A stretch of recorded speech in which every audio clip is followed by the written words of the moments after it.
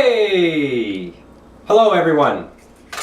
And of course, I'm back, Zane Holt, aka Wolf Brother. And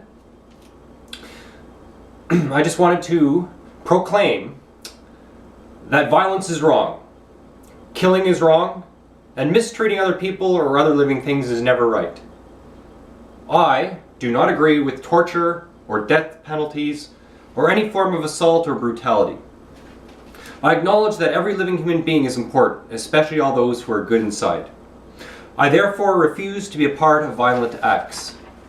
I choose instead to oppose all destructive and immoral acts, for such things come from ego-driven hatreds and fears, and know that all unconscious acts always lead toward destruction, and nothing good ever comes from hatred.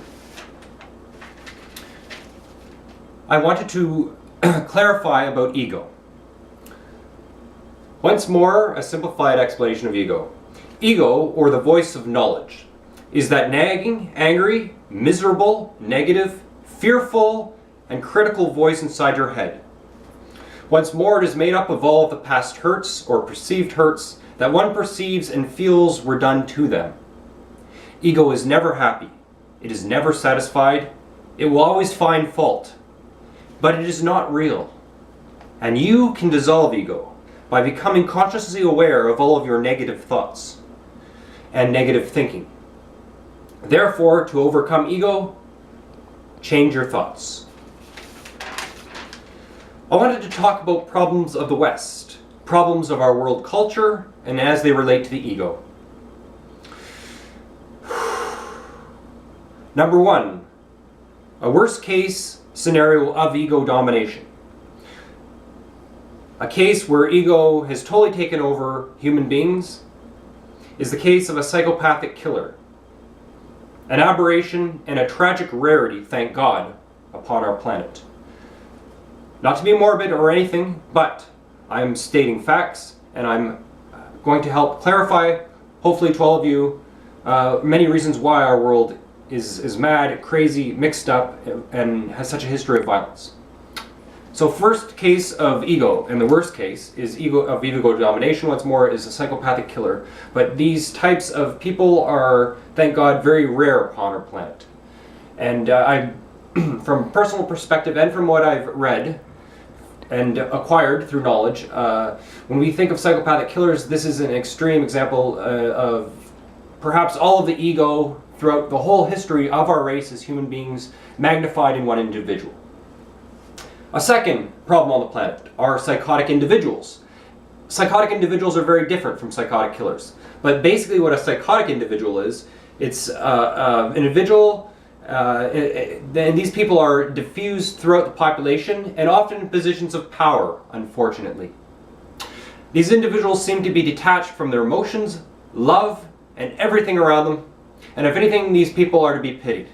Anyone who does not feel love or feels detached from it is someone to be pitied, although it can be difficult, of course, because of the bad and terrible things that these people often do to develop empathy for them.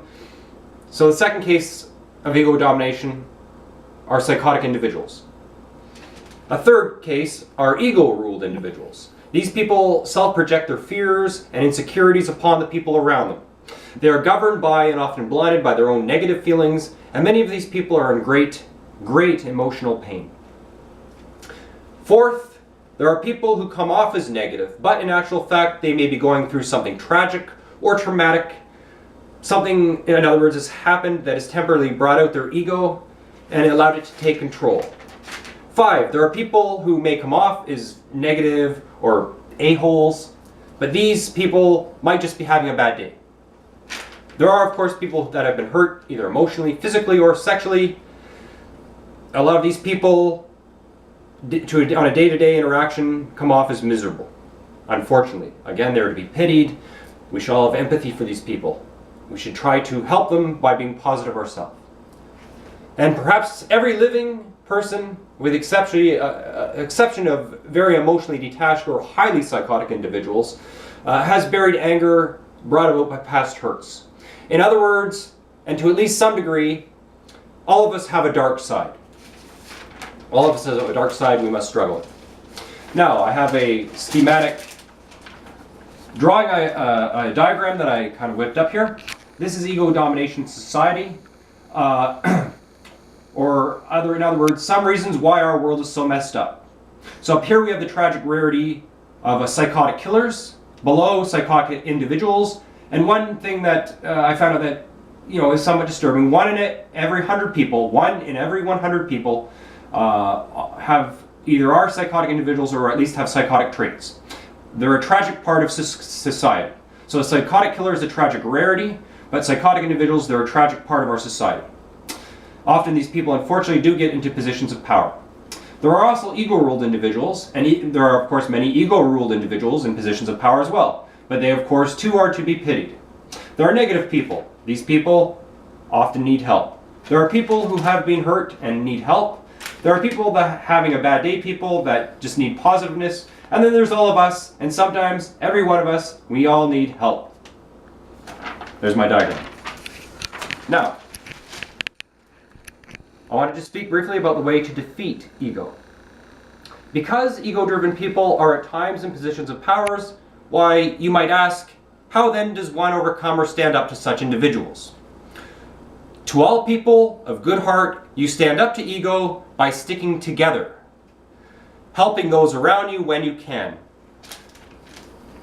For I feel that all good people should always stand up for each other.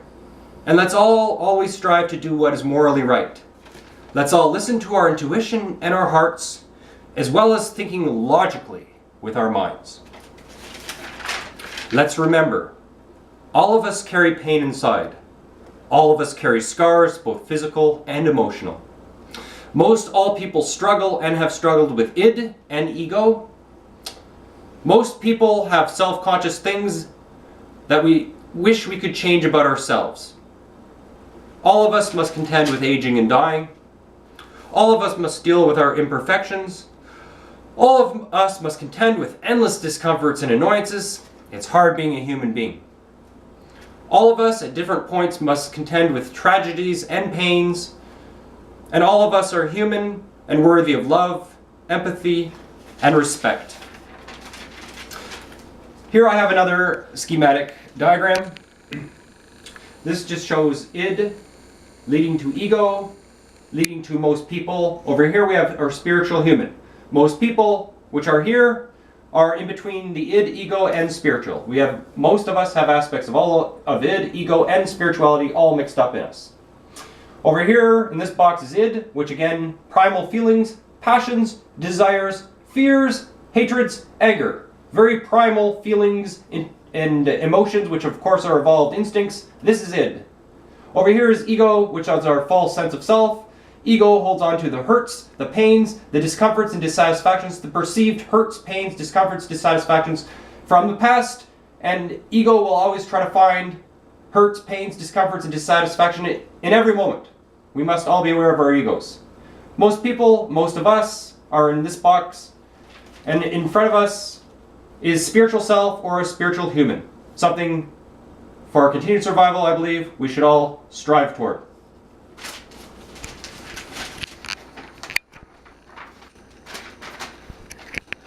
I just wanted to bring up something, and this relates to pain. Once again, I wish to present an idea, and I feel it is both very real and extremely true. An idea not of my own, but a truth discovered by many of the most spiritual of people, and from all cultures, races, religions, and backgrounds. Something known by spiritual leaders, both past and present. It is the notion of, and what is often referred to as, the pain body. In the simplest of terms, the pain body is like an accumulation of all the unconscious pain that humans have been inflicting upon one another, both prior to and especially following the rise of our own unique consciousness and self-awareness. The pain body is especially powerful within women, for all that is feminine and related to the creative force behind the universe has been attacked by the male ego for thousands of years. It is unfortunate that our history has included unconscious and insane acts of horror for most of our existence as humans. This mass insanity has continued and is still prevalent, dominant, and strong in our world today. Our history has long been one of war, killing, murder, rape, torture, and bloodshed. And yet, we have seen glimmers of brilliance. Glimmers of great potential, love, and the ability to cooperate has always been present, and it is ever growing. Remember, love is everywhere. For most of us, most people are good at heart, and love is the most powerful force in existence. The fact that we all carry so much hurt and pain, the fact that there are psychotic and ego-ruled people everywhere, and often in positions of influence and power, and the fact that ego and unconscious thinking has ruled us for almost our entire collective existence upon our planet. Why, all of these factors combined serve to explain why our world is such a mixed up, mad, and insane place. But love, freedom, consciousness, tolerance, acceptance, and connectedness is growing. A new movement has begun. I wrote a poem. It's called Here in the Now. Here in the now, an infinite interplay of interactions, a dancing firmament, the endless play of dynamic forces against the silent canvas, a quiet stillness, the cosmic background, a set stage built to house an infinity of possibilities, wherein dwell conscious, self-aware beings, absorbing and touching one another's realities. As strange as it may sound, remember that we are vibrational, self-conscious frequencies living in a sea of potentiality. I wrote a poem, Sentient Being. My body, the anchor, the weight upon my soul. Tonight, in love's light I lie, in darkness and stillness. Can you feel the silence of this moment, adrift within the void, a conscious, sentient, self-examining being?